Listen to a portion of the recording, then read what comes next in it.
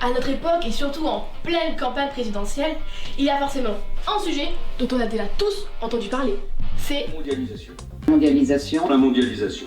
Il y a 30 ans de mondialisation. La mondialisation.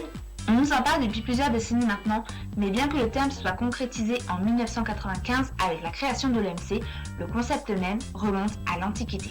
Aujourd'hui, n'importe quelle personne voulant être représentant de notre belle nation doit avoir une opinion ou des idées sur la mondialisation. Se pose alors une question.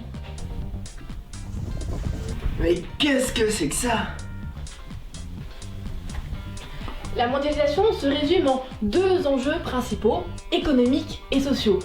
Manger un plat turc devant une plateforme de vidéo américaine, le tout sur une télé chinoise.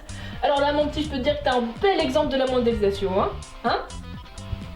Vous connaissez tous cette incroyable invention qu'est Internet, ce réseau presque synonyme de la mondialisation, permettant à tout le monde d'être en permanence informé de l'actualité mondiale. Cela permet aussi une liberté et une pertinence de l'information.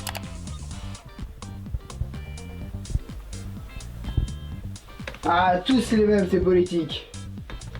Bon, après il faut juste savoir reconnaître et trier les fausses informations qui inondent cette merveilleuse invention. C'est tout. La mondialisation se résume pas seulement à aller au McDo et regarder des films américains.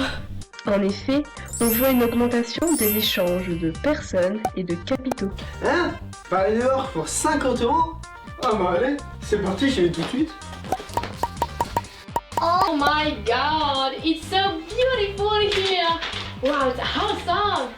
Yeah, I've done many shopping and I have spent so many monies, but oh, don't need it. I'm gone! Oh my god!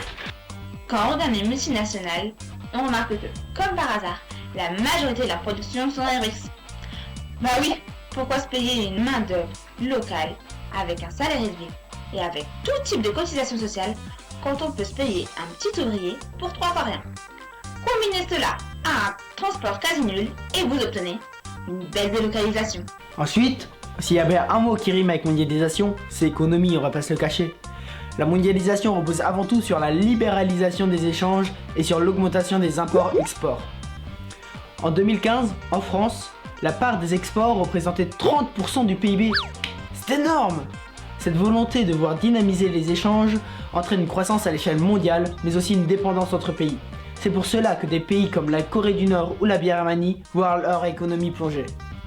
Bon alors, si on résume, augmentation des imports, augmentation des exports, uniformisation de la culture et libéralisation du marché menant à la délocalisation.